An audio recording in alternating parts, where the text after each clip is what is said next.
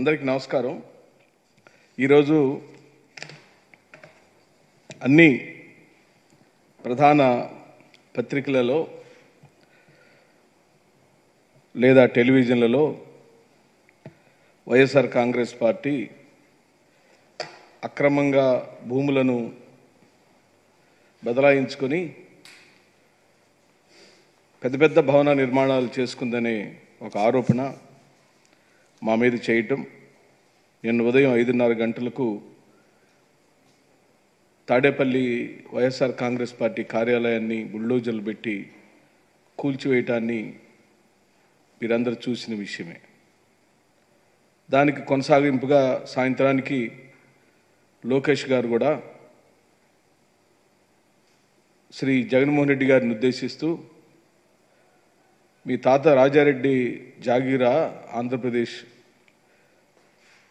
ఈ విధంగా నువ్వు ప్రభుత్వానికి సంబంధించిన స్థలాలను కొట్టేశావు అని వారు ఆరోపణ చేశారు. మీ తాత జాగీర్ అనే పదాన్ని కూడా వారు నోరుజారి అన్నారు. వాటికి నేను లాస్ట్లో చివరిలో వారికి ఆ మాటకు కొంత సమాధానం చెప్పాలి. రెండోది, అసలు ఈ రాష్ట్రంలో, ఉమ్మడి రాష్ట్రంలో నారా చంద్రబాబు నాయుడు ముఖ్యమంత్రిగా ఉండిన కాలంలో ఈ రాజకీయ పార్టీలకు భూములను కేటాయించే విషయాలను ఎవరు మొదలుపెట్టారు, దానికి ఆద్యులు ఎవరు అనే విషయాన్ని నేను ఈ ఆంధ్ర రాష్ట్ర ప్రజలకు ఈ రోజున మీ అందరి ద్వారా ప్రజలకు తెలియపరచాలనే ఉద్దేశంతోనే మేము ముందుకు వచ్చాము. ప్రజలకు తెలియాల్సిన అవసరం కూడా ఉంది. ఎందుకంటే ప్రజలు నిన్న చంద్రబాబు నాయుడు గారి యొక్క నాయకత్వాన్ని బలపరుస్తూ పవన్ కళ్యాణ్ గారిని, బీజేపీ ఉమ్మడిగా వారు ప్రచారం చేసుకున్న విధానాలను నమ్మి వాళ్లను అధికారంలోకి తీసుకొచ్చారు. ఇప్పుడు నేను కొన్ని విషయాలను మాకు కూడా ఆశ్చర్యం కలిగించే అంత విషయాలు ఈ రోజున ఈ పార్టీ ఆఫీసులకు స్థలాల కేటాయింపు విషయం నిజంగా ఆశ్చర్యం కలిగించింది. దీనికి ఆద్యుడు ఎవరు అనంటే చంద్రబాబు నాయుడు గారే. ఇది ఎక్కడ జరిగింది అంటే హైదరాబాద్లోని ఎన్టీఆర్ ట్రస్ట్ భవన్ పేరుతో ప్రస్తుతం ఉన్న భవనము, గతంలో అది హైదరాబాద్ మున్సిపాలిటీ పరిధిలో ఉన్న ఆ భవనాన్ని లేదా ఆ భవనం కింద ఉన్న స్థలాన్ని మున్సిపాలిటీ నుంచి షేక్పేట ఎంఆర్ఓ గారికి బదలాయించారు. అదే రోజు ఏప్రిల్ 30న ఎన్టీఆర్ ట్రస్ట్ భవన్ పేరుతో డి శ్రీనివాస్ అనే పేరుతో ఆ స్థలాన్ని ఎన్టీఆర్ ట్రస్ట్ భవనానికి కేటాయించారు.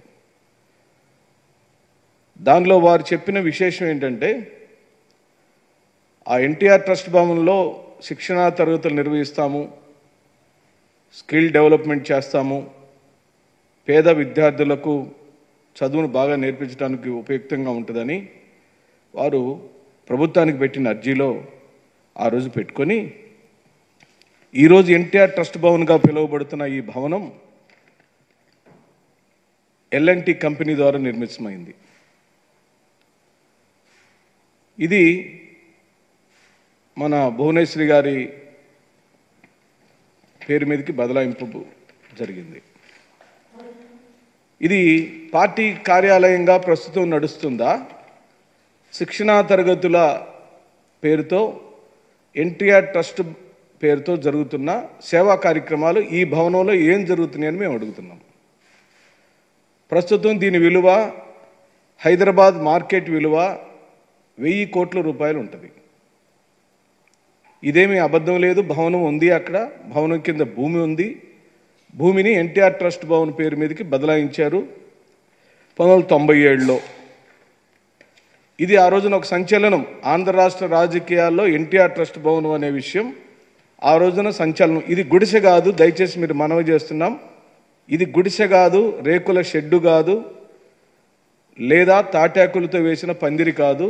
ఇది ఒక అపురూపమైన, సుందరమైన హైదరాబాద్ నడిబొడ్డులో, మీ అందరికీ కూడా చెప్తున్నాను, కాసు బ్రహ్మానందరెడ్డి పార్క్ ఆపోజిట్లో ఇది చాలా చాలా ప్రాచుర్యం కలిగిన భవనము.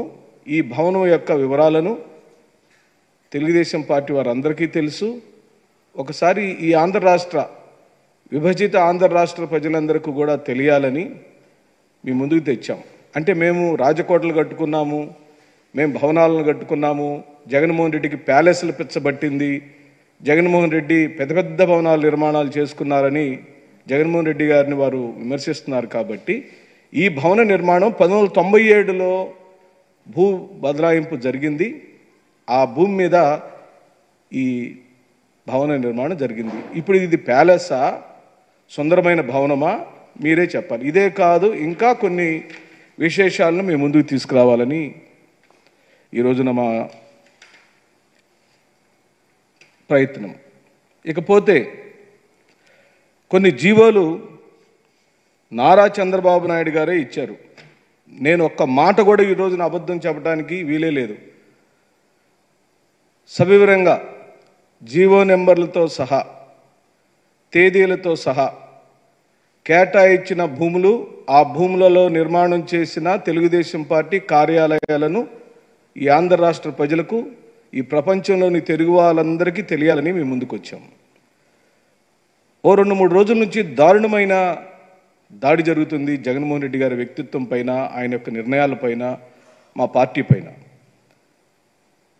ఈ రోజున మీరు గమనించండి, నారా చంద్రబాబు నాయుడు గారు 2014 నుంచి 2019 కాలంలో పరిపాలించే సమయంలో రాజకీయ పార్టీలకు భూములు కేటాయించడం కోసం 2016 జూలై 21 నాడున టీడీపీ ప్రభుత్వం జీవో జారీ చేసిన మాట నిజమా కాదా? దయచేసి తెలుగుదేశం పార్టీ వాళ్ళు, మమ్మల్ని విమర్శిస్తున్న వాళ్ళు, ఈ జీవోను 2016లో జూలై 21వ తారీఖు నాడు మీ పార్టీయే, మీ ప్రభుత్వమే ఇచ్చిన మాట నిజమా కాదా? ఇది ఆ జీవో.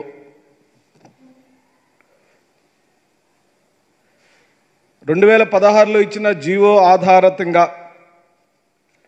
మంగళగిరిలో survey number 392/1, 392/3, 392/4, 392/8, 392/9, 392/10 Atmakur village, Mangalagiri మండలం, జీవో నెంబర్ 228, 22వ తారీఖు 6వ నెల 2017. కేటాయించిన భూమి విస్తీర్ణం 3 ఎకరాల 65 సెంట్లు. 3 ఎకరాల 65 సెంట్లు.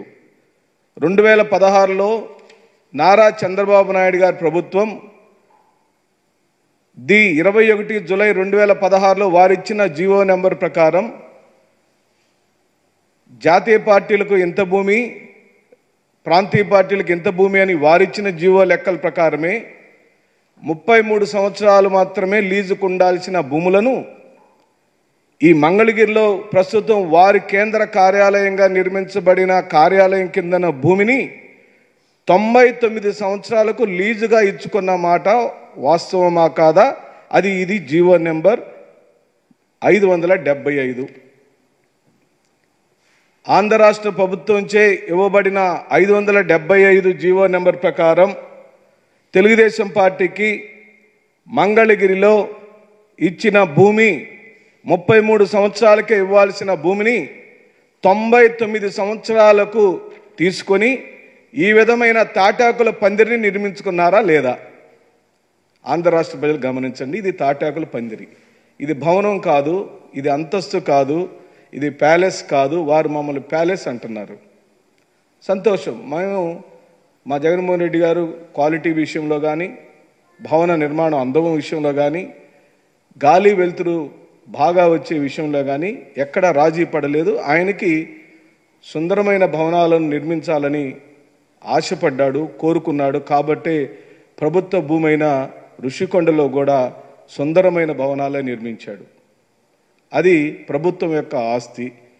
ఇది ఏమని చెప్పాలి? ఇప్పుడు మేము 3.65 సెంట్ల ప్రభుత్వ భూమిని తీసుకున్న తెలుగుదేశం పార్టీ నిర్మించుకున్న భవనం ఇది. తాటాకుల పందిర, గుడిస, తాత్కాలికంగా తీసుకున్న రేకుల షెడ్డా, పెంకుటిల్లా? ఇదే ఆంధ్ర రాష్ట్ర ప్రజలు గమనించమని నేను కోరుకుంటున్నాను. ఇకపోతే ఇంకొక చోట కూడా వారు వైఎస్ఆర్ కడప జిల్లాలో, ఈ వివరాలన్నీ మీకు నేను కాపీ ఇస్తానండి. వైఎస్ఆర్ కడప జిల్లాలో survey number 295/1A 1B Nagarjunapalli విలేజ్లో కడప మండలంలో జీవో నెంబర్ 279 డేటెడ్ 20/7/2015 33 ఏళ్లకు 1000 రూపాయల చొప్పున తీసుకున్నారు.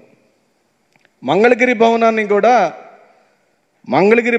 కూడా వాళ్ళు కేటాయించుకున్న లీజు విలువ 99 ఏళ్లకు 1000 రూపాయలేనండి. తాడేపల్లిలో మేము పెట్టుకున్న అప్లికేషన్లో కూడా చంద్రబాబు నాయుడు 2017లో ఇచ్చిన జీవో, 2016లో ఇచ్చిన జీవో ప్రకారమే మేము కూడా భూములను ఆంధ్ర రాష్ట్ర ప్రభుత్వాన్ని వైఎస్ఆర్ కాంగ్రెస్ పార్టీ జిల్లా అధ్యక్షులు అప్లికేషన్ రూపంలో అడిగారు. ప్రభుత్వం శాంక్షన్లు ఇచ్చిన తదుపరి మాత్రమే మేము ముందుకు వెళ్ళటం జరిగిందని మీ ద్వారా నేను మనవి చేస్తూ, ఇక్కడ 33 ఏళ్లకు తీసుకున్నారు 1000 రూపాయలు. శ్రీకాకుళంలో survey number 700/1 Srikakulam village, Srikakulam మండలంలో 2 ఎకరాల భూమిని 99 ఏళ్లకు 25,000 చొప్పున లీజుకు తీసుకున్నారు. విజయనగరంలో సర్వే నెంబర్ 15/1P అయ్యన్నపేట విలేజ్లో విజయనగరం మండలంలో జీవో నెంబరు 195/23/4/2018 నాడు 33 ఏళ్లకు 1000 రూపాయలు లీజు చొప్పున 1 ఎకరం భూమిని తీసుకున్నారు.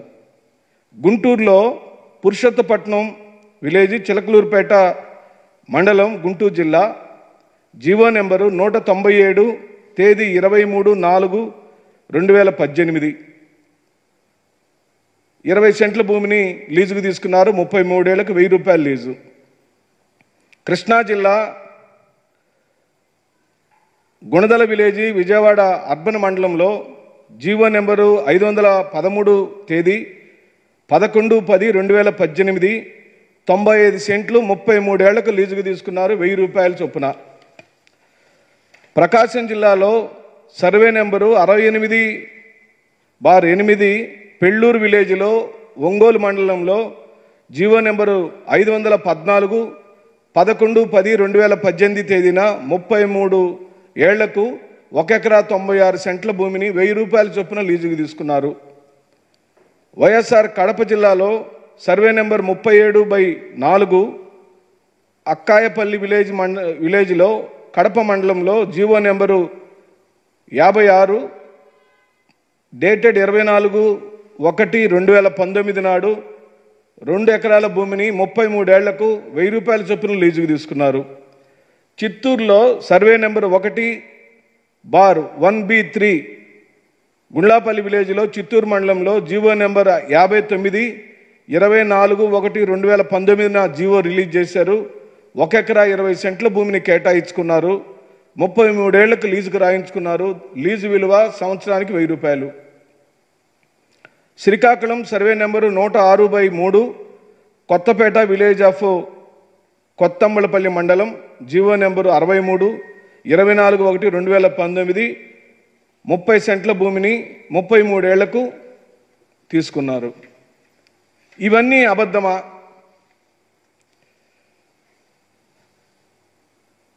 ఈ నిజమా? మీరు ఒక జీవోను తయారు చేసి జాతీయ పార్టీలకు, ప్రాంతీయ పార్టీలకు ఇంతింత భూమిని కేటాయించుకోవచ్చు, ప్రభుత్వాన్ని మీరు కనుక రాజకీయ పార్టీలు అడిగితే ప్రభుత్వం ఉదారంగా రాజకీయ పార్టీలకు స్థలాలు కేటాయించే వెసులుబాటుని ఇప్పటి ముఖ్యమంత్రి అయిన నారా చంద్రబాబు నాయుడు గారు ఆ రోజు 2014 నుంచి 19 కాలంలో వారిచ్చిన జీవోలోని అంతర్భాగమే ఈ రోజున మేము అవలంబిస్తున్న విధానమే కానీ వైఎస్ జగన్మోహన్ రెడ్డి గారు తన పరిపాలనలో 2019-24 కాలంలో తీసుకొచ్చిన జీవోలు కాదని మనం చేస్తున్నాం. లోకేష్ గారు సుమారుగా 2,000 కోట్ల రూపాయల ప్రజాధనం దుర్వినియోగం జరిగింది, ఆ భూముల విలువ అంత ఉంటుంది ఇంత ఉంటుంది అని వారు అంటున్నారు. మరి ఈ రోజున నేను మీ ముందు వాటి విలువలు మీరు గమనించింది. మొత్తం వాళ్ళు తీసుకున్న భూములు మొత్తం విలువను కూడా మనం ఈ రోజున క్యాలిక్యులేట్ చేస్తే ఎంత భూమి వారికి సుమారుగా ఎంత డబ్బులు వస్తుందంటే మంగళగిరిలో కేవలం మంగళగిరి కేంద్ర కార్యాలయం భూమి విలువే 75 కోట్ల రూపాయల ప్రస్తుతం ఉంది. ఇప్పుడు మళ్ళీ తెలుగుదేశం పార్టీ ప్రభుత్వం వచ్చింది కాబట్టి ఈ ప్రాంతంలోని భూముల ధరలు పెరిగితే అది ఎంతకైనా పోయి ఉండొచ్చు. విజయవాడలో 95 సెంట్ల భూమి విలువ 40 కోట్ల రూపాయలు, చిలకలూరుపేటలో 20 సెంట్ల భూమి విలువ 5 కోట్ల రూపాయలు, శ్రీకాకుళంలో 2 ఎకరాల భూముల విలువ 25 కోట్ల రూపాయలు, విజయనగరం 1 ఎకరా భూమి విలువ 15 కోట్ల రూపాయలు, టెక్కలి 30 సెంట్ల భూమి విలువ 2 కోట్ల రూపాయలు, కాకినాడ 2,000 గజాల భూమి విలువ 10 కోట్ల రూపాయలు, గుంటూరు 1000 గజాల విలువ 5 కోట్ల రూపాయలు. ఇప్పుడు వారు చెప్తున్నట్టు కాకి లెక్కలు నేను చెప్పలా. శ్రీకాకుళంలో మేము నిర్మించుకున్న మా పార్టీ ఆఫీస్ కిందన్న భూమి విలువని, లేదా వివిధ జిల్లాల్లో మేము నిర్మించుకున్న మా పార్టీ ఆఫీసుల కిందన్న భూమి విలువల్ని వాళ్ళు ఎస్కలేట్ చేసి వాళ్ళు ఎంత అని చెప్తున్నారు. ఇది ఆల్రెడీ మీకు కేటాయించబడి లీజులు కూడా ఇవ్వబడి మీరు ఇప్పటికే భవనాల నిర్మాణాలను చేసిన గురించి నేను మాట్లాడుతున్నా. ఈ రోజున మీకు నేను ఇది తెలుగుదేశం పార్టీ హైదరాబాద్లో నిర్మించిన ఎన్టీఆర్ ట్రస్ట్ భవనం, దీని విలువే 1000 కోట్ల రూపాయలు ఉంటుంది. ఈ రోజున ఈ ఒక్క భవనం విలువే 1000 కోట్ల రూపాయలు. మీరు ఈ భవనంలో సేవా కార్యక్రమాలు చేస్తామని చెప్పి ప్రభుత్వం నుంచి భూమిని బదలాయించుకున్నారు. ఈ సేవా కార్యక్రమాలు చేయాల్సిన ప్రదేశంలో మీరు ఏ పనులు చేస్తున్నారో ప్రజలందరికీ తెలుసు. ఇది ఎన్టీఆర్ భవనం పేరుతో మంగళగిరిలో నిర్మించుకున్న కేంద్ర కార్యాలయం. దీని విలువ ఇప్పుడే నేను మీకు చెప్పాను, సుమారుగా 75 కోట్ల భూమి విలువ చెప్పాను నేను. ఈ భవన నిర్మాణానికి అయిన విలువ ఎంత ఉండొచ్చో మీరే అంచనా వేయమని సవినయంగా ఈ రాష్ట్ర ప్రజలకు పాత్రికేయ మిత్రులను నేను కోరుతూ, ఇకపోతే గుంటూరులో మరొక రేకుల షెడ్ వేశారు. ఇదే అది.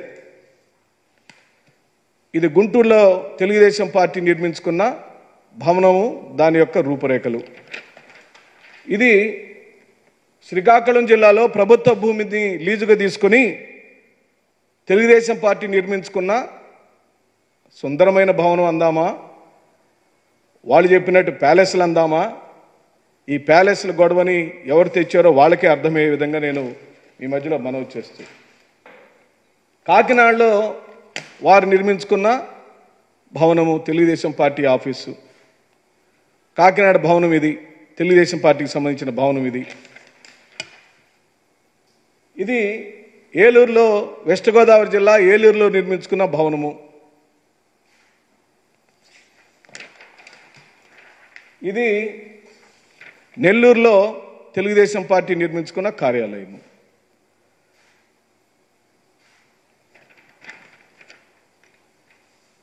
మమ్మల్ని, మా పార్టీని, వైఎస్ జగన్మోహన్ రెడ్డి గారి యొక్క వ్యక్తిగత ఇమేజ్ని, వైఎస్ జగన్మోహన్ రెడ్డి గారి యొక్క చరిష్మాని, జగన్మోహన్ రెడ్డి గారికి వస్తున్న ప్రజా స్పందనని చూడలేక అనేక విధాలుగా తెలుగుదేశం పార్టీ, చంద్రబాబు నాయుడు గారి యొక్క సమూహం కొన్ని సంవత్సరాలుగా వారి మీద దాడి చేస్తూనే వచ్చింది.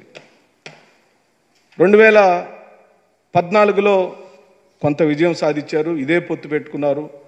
మళ్ళీ 2019లో ట్రెమెండస్గా ప్రజల యొక్క మద్దతుతో జగన్మోహన్ రెడ్డి గారు ముఖ్యమంత్రి అయ్యారు. మళ్ళీ తిరిగి 2024 ఇప్పుడు చంద్రబాబు నాయుడు గారు అయ్యారు.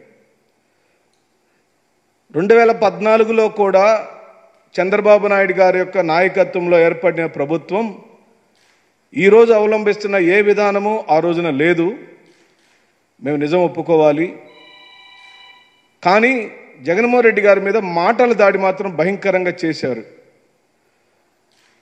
చట్టసభలకి జగన్మోహన్ రెడ్డి గారు వెళ్ళినప్పుడు 2014 నుంచి 19 కాలంలో ఏ ఒక్క రోజు కూడా మైక్ ఇవ్వకుండా ఆయన ఇబ్బంది పెడితే తిరిగి నేను మళ్ళీ ముఖ్యమంత్రిని అయ్యే వస్తానని వారు బాయ్కాట్ చేశారు, బయటకు వచ్చేశారు. ప్రజల మధ్యలోనే ఉన్నారు. 2019లో ముఖ్యమంత్రి అయ్యారు. 2019 నుంచి 2024 కాలంలో కూడా సభని సజావుగా జరగనీయకుండా గెలిచిన 23 మందితో చంద్రబాబు నాయుడు గారు బయటికి వెళ్ళిపోయి ఆ 22 మందిని రోజు సభలోకి పంపించి సభలు జరిగినంత కాలం గందరగోళ పరిస్థితులను సభలో ఏర్పాటు చేసి వారికి ఉన్న ప్రచార మాధ్యమాల బలంతో ప్రజలను ఈ రోజున కన్ఫ్యూజ్ చేసి పడేశారు. అమాయక ప్రజలు చంద్రబాబు నాయుడు గారు ఇచ్చిన హామీలను గుడ్డిగా నమ్మి వారికి మద్దతు పలికారు. ప్రజలకు మేలు చేస్తామని అధికారంలోకి వచ్చిన తెలుగుదేశం పార్టీ ఈ విధమైన దౌర్జన్యాలను చేయటం పూర్తిగా అవాంఛనీయం. ఇది రాజ్యాంగానికి విరుద్ధం. ప్రజాస్వామ్యంలో ఏ రాజకీయ పార్టీలు ఈ భారతదేశ రాజకీయ చరిత్రలో తమిళనాడులో కూడా రాజకీయాలు మేము చూసాం. కానీ ఇంత దారుణమైన మాటల దాడి, ఓ ప్రజానాయకుడను తన తోటి నాయకులను పదే పదే అవహేళన చేస్తూ ఈ రోజున ఓ ఎన్టీఆర్ గారి మనవుడిగా, నారా చంద్రబాబు నాయుడు గారి కుమారుడిగా లోకేష్ గారు ప్రస్తుత మంత్రి స్థానంలో ఉండి ఈ విధంగా జగన్మోహన్ రెడ్డి గారిని నీ తాత జాగీరా అని చెప్పి మాట్లాడటాన్ని తీవ్రంగా ఖండిస్తున్నాం. ఏ నాయకుడు నోటికి పని చెప్పిన ఏ నాయకుడుకు ప్రజలు పూర్తిగా విశ్వాసంలోకి తీసుకోలేదు. ఇది సహేతుకమైన రాజకీయం కాదు. ఈరోజు మీకు 160 పై చిలుకు సీట్లు వచ్చి ఉండొచ్చు. మేము నిన్న చెప్పాం, ఈరోజు చెబుతున్నాం, ప్రజలు ఇచ్చిన విజయం మీదే. ఆ విషయంలో ఎక్కడా డోకాలేదు. కానీ మీరు అవలంబిస్తున్న ప్రజా వ్యతిరేక విధానాలు ఇప్పుడు ఎందుకు మీకు తీర్పు ఇచ్చామా, ఎందుకు మిమ్మల్ని గెలిపించామని 10 రోజుల్లోనే ప్రజలు యావగించుకునే పరిస్థితిలోకి మీ యొక్క వ్యవహార శైలి వెళ్ళిందని, వెంటనే సరిదిద్దుకోమని నోటికి పని చెప్పటం మీరు మొదలుపెట్టినప్పుడు, మేము అధికారంలో ఉన్నప్పుడు కూడా మీరు చేసిన కామెంట్లకు ప్రతిస్పందనగా కౌంటర్ ప్రెస్ మీట్లు పెట్టారు. కానీ ఏ ఒక్క రోజు కూడా వైఎస్ఆర్ కాంగ్రెస్ పార్టీ శ్రేణులు లేదా నాయకులు, మంత్రులు, ఎమ్మెల్యేలు, ఎంపీలు దుందుడుకుగా వ్యవహరించలేదు. ఎక్కడ కూడా నోరు జారిన సందర్భాలు లేవు. మీరు మాట్లాడిన ప్రతిసారి దానికి స్పందిస్తూ వచ్చాం. మీరు నోరు జారితే మావాళ్ళు కూడా నోరు జారి ఉండొచ్చు. కానీ ఈ రోజున ప్రజలు అలాంటి వ్యవహార శైలిని తిరస్కరిస్తున్నారని మీరు అర్థం చేసుకోమని అంటున్నాం. మీకు అధికారం వచ్చింది కదా అని రాజశేఖర రెడ్డి గారి కుమారుడు జగన్మోహన్ రెడ్డి గారిని, ఓ మాజీ ముఖ్యమంత్రి గారిని ఇది రాజారెడ్డి జాగిరా అని, తాత జాగిరా అనే పదాలు మీరు వాడటం ఎంతవరకు సమంజసమో, దీన్ని ఏమందాము, అధికార మదంతో అధికారం చేతికొచ్చింది కదా అని ఈ విధంగా మాట్లాడితే అధికారం మళ్ళీ 4 సంవత్సరాల తర్వాత మాయమవుతుంది. అప్పుడు మళ్ళీ పరిస్థితులను మీరు అంచనా వేయమని ఈ సందర్భంగా నేను మనవి చేస్తూ, నేను చెప్పిన ప్రతి అంశాలకు నా దగ్గర జీవో కాపీలను మీ అందరి కోసం సమాచారం కోసం తెచ్చాను. తెలుగుదేశం పార్టీ తీసుకొచ్చిన జీవోల ఆధారంగా రాజకీయ పార్టీలకు భూములను కేటాయించవచ్చు అని నారా చంద్రబాబు నాయుడు గారు ఇచ్చిన జీవో ఆధారంగా 2016లో వారిచ్చిన జీవో ఆధారంగానే ఈ రోజున రాష్ట్రంలో గతంలో అయినా ఇప్పుడైనా భూములను కేటాయించే కార్యక్రమం జరుగుతుందే. కానీ ఇది జగన్మోహన్ రెడ్డి గారి యొక్క తెలివితేటలతోనో, జగన్మోహన్ రెడ్డి గారు భూములు కొట్టేద్దామనో, జగన్మోహన్ రెడ్డి గారు ఈ భూముల కోసం ఆశపడో ఈ విధమైన పనులు చేయలేదని ఈ రాష్ట్ర ప్రజలకు చెబుతూ, జగన్మోహన్ రెడ్డి గారికి విశాలమైన ఈ రాష్ట్రం పట్ల ఒక బాధ్యతాయుతమైన బాధ్యతతో కూడుకున్న నాయకుడి యొక్క వ్యవహార శైలిని మనం గమనించాం. జూన్ 4వ తారీఖు సాయంత్రానికే వెల్కమ్ చేశారు. కానీ ఈ విధంగా మీరు దాడులు చేస్తారని మేము ఊహించలేదు. బిల్డింగులను బుల్డోజర్లు పెట్టి కూల్చే స్థాయికి మీరు తెగిస్తారని మేము అంచనా వేయలేదు.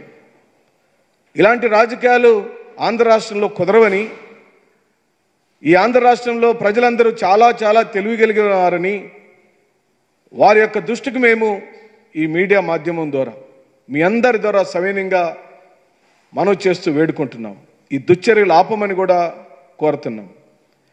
పదే పదే ఒక పార్టీని, ఒక నాయకుడిని మేము ఓటమిని స్వీకరించాం అని చెప్పిన తర్వాత కూడా నువ్వు ఓడిపోయావు అనే విషయాన్ని ఈ రాష్ట్ర ప్రజలు గమనిస్తున్నారనే విషయం మీరు గుర్తుపెట్టుకోమని చెప్పి అడుగుతూ, ఇంత మ్యాండేట్ వస్తే, ఇంత ప్రజల యొక్క మద్దతు వస్తే, ఇంకొంచెం మేళ్లను మీరు చేస్తే, మీరు చెప్పిన 4,000 రూపాయల పెన్షన్ అమలుపరచాల్సిన సమయం దగ్గరకు వచ్చింది.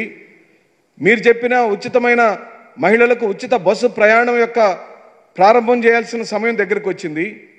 రైతన్నులకు మీరు ఇస్తున్న భరోసా డబ్బుల యొక్క సమయం దగ్గరకు వచ్చింది. పోలవరం నిర్మాణ విషయంలో మీరు చేసుకోవాల్సిన జాగ్రత్తల విషయం తక్షణమే మొదలుపెట్టాలి. ఎందుకంటే బీజేపీ, మీరిద్దరు కూడా కోయిలేషన్ గవర్నమెంట్ కాబట్టి, దేశంలో బీజేపీ ఉంది కాబట్టి మీరు చేయాల్సిన పనులన్నీ మీ మీద బాధ్యత ఉంది. కానీ ఈ విధమైన కూల్చివేత ధోరణులు లేదా దాడులు, మాటల దాడులు, చేతల దాడులు, హత్యలు, భయంకరమైన దాడులు మీరు చేస్తాం. మీకు ఇచ్చిన మ్యాండేట్కి ఇదేనా అర్థం అని చెప్పి అడుగుతున్నాం. జగన్మోహన్ రెడ్డి గారు తాత్కాలికంగా ఓటమి పాలై ఉండొచ్చు, కానీ మాకు 40% ప్రజలు ఓట్లేశారని, మీకు మాకు ఉన్న 20 లక్షల గ్యాప్ని అది ఎలా జరిగిందో దేవుడికే తెలుసు. కాబట్టి మేము దాని మీద కామెంట్ చేయం. కానీ ప్రజల యొక్క మద్దతును కూడగట్టుకోవటం కోసం ఆ 20 లక్షల మందిని ఎక్కడ మేము ఏ లోపాలు చేసుకున్నామో తెలుసుకొని వాటిని సరిదిద్దుకొని మళ్ళీ ప్రజాక్షేత్రంలో బలమైన రాజకీయ శక్తిగా మళ్ళీ జగన్మోహన్ రెడ్డి గారు రివైవ్ అవుతాడు. జగన్మోహన్ రెడ్డి గారి యొక్క జీవితం పూల పాన్పు కాదు. జగన్మోహన్ రెడ్డి గారి యొక్క జీవితం, రాజకీయ ప్రయాణము కేక్ వాక్లాగా జరగలేదు. వాళ్ళ నాన్నగారు ఈయన ముఖ్యమంత్రిని చేసి దిగిపోలేదు, లేదా రాజశేఖర రెడ్డి గారు ముఖ్యమంత్రిగా ఉండి మంత్రిని చేయలేదు. రాజశేఖర రెడ్డి గారు ముఖ్యమంత్రిగా ఉండి జగన్మోహన్ రెడ్డి గారిని ఎమ్మెల్సీని చేసిన మంత్రిని చేయలేదు.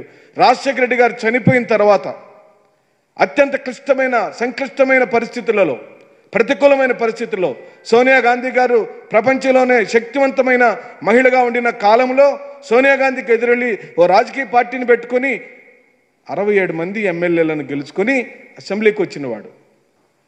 2019లో 151 మంది ఎమ్మెల్యేలు గెలిపించుకున్నవాడు. ఎందుకు బెదిరుతాడండి? భయపడాల్సిన అవసరమే ఉంది. ఆయన భయపడాల్సిన సందర్భం నేనైతే జగన్మోహన్ రెడ్డి గారు ఈ భూమి మీద ఉన్నంత కాలం ఆయన కళ్ళల్లో భయం చూడటం మీ వల్ల కాదు.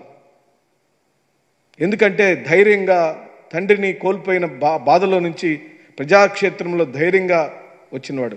తొలిసారిగా ముఖ్యమంత్రి అయ్యాడు, కొత్తగా పార్టీ పెట్టుకున్నాడు, కొత్తగా ఓ ప్రాంతీయ పార్టీని పెట్టుకొని తొలిసారిగా ముఖ్యమంత్రి అయిన వారికి ఇలాంటి ఒడిదుడుకులు సహజమే, సాధారణంగా వస్తాయి. ఎన్టీఆర్ అంతటి వాడికే మీరు వెన్నుపోటు పొడిచినప్పుడు ఎన్టీఆర్కు కూడా ఒడిదుడుకులు వచ్చినాయి. ఎన్టీఆర్ కూడా మొదటిసారి ముఖ్యమంత్రి అయి వెంటనే ఓడిపోయాడు. ఎన్టీఆర్ మళ్ళీ తిరిగి రివైవ్ అయ్యాడు. చరిత్రని ఎవ్వరం చెరిపివేయలేం, చరిత్ర ఎక్కడికి పోదు. జగన్మోహన్ రెడ్డి గారు ప్రజలకు దూరం కాలేదు, ప్రజల మధ్యలోనే ఉన్నాడు, ఉంటాడు, ఉండబోతున్నాడు. కాకపోతే ఇంత పెద్ద ఓటమిని జీర్ణించుకోలేని మా క్షేత్ర స్థాయిలోని మా కార్యకర్తలు, నాయకులు ఆయన ఆ విధంగా చూడలేక బాధమయంతో ఉండిపోయారని ఈ సందర్భంగా మనవి చేస్తూ, మీకు వచ్చిన విజయాన్ని పైకి ఎక్కించుకోకుండా భూమి మీద ఉండి చక్కగా పరిపాలించమని, మీరు చెప్పిన ప్రతి హామీని నెరవేర్చమని, మీరిచ్చిన ప్రతి ప్రమాణాన్ని ప్రజలకు మీరు చేయాల్సిందే.